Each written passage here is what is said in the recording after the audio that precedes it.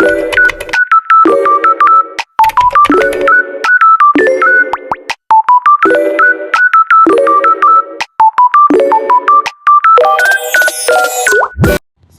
Karma Trimurti. Surastri Karma Trimurti lahir pada 11 Mei 1912.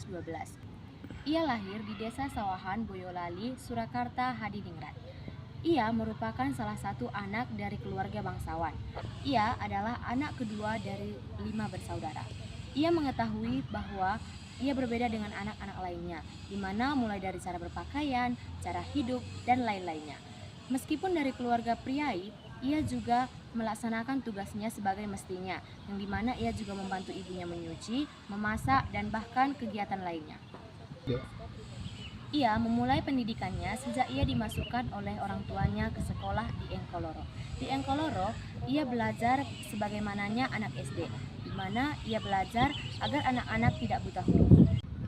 Karena nilainya yang memuaskan, ia akhirnya melanjutkan sekolahnya ke sekolah pelatihan guru mengajar. Ia di situ mengajar berbagai anak-anak sehingga ia dipandang rendah sebelah mata oleh teman-teman sekitarnya karena merasa ia terlalu muda untuk mengajar di situ. Hal itu membuat ia tidak nyaman dan ingin pindah dari sekolah itu, sehingga ia pindah dan kembali mengajar di sekolah Engkoloro. Di Engkoloro, ia merasa sangat senang karena bisa mengajar tanpa dibatasi dengan status sosial. Pada tahun 1900-an, pemerintah Hindia Belanda menerapkan sistem politik etis untuk memodernisasi dalam berbagai aspek kehidupan. Sejak diberlakukannya sistem politik etis, sangat berdampak bagi pendidikan modern yang terbuka untuk kalangan menengah. Sejak diberlakukannya sistem pendidikan barat, laki-laki dan perempuan banyak melakukan interaksi di sekolah.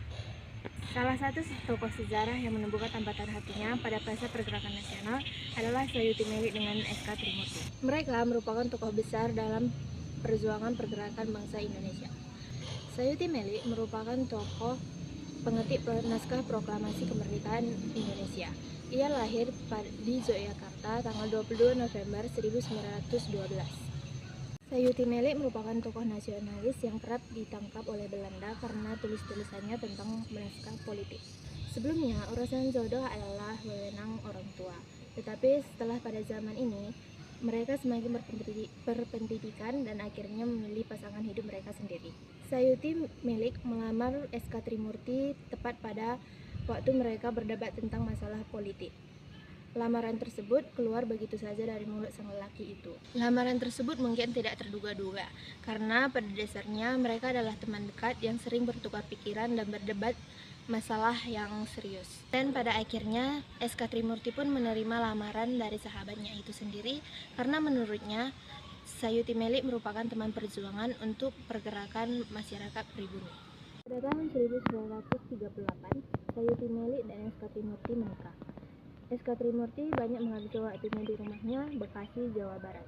Karena pada masa kemerdekaan, mereka memiliki perbedaan ideologi. Dan karena itu, mereka pun bercerai. Sayuti Melik menjadi anggota DPR di Golkar dan S.K. Trimurti melanjutkan aktivitasnya di bidang politik dan jurnalistik. Sayuti Melik dan S.K. Trimurti memiliki dua anak, yaitu Musafir Karma Budiman dan Hairul Yassin. Surastri Karma Trimurti merupakan salah satu tokoh yang ikut memproklamasikan kemerdekaan Indonesia pada tanggal 17 Agustus 1945. Dia merupakan salah satu wanita yang pertama kali masuk ke dalam Partindo pada tahun 1947 sampai 1949. Pada suatu hari, ia mengalami kecelakaan yang cukup berat yang mengakibatkan dia harus berjalan menggunakan tongkat. Tanggal 20 Mei 2008, ia dinyatakan meninggal.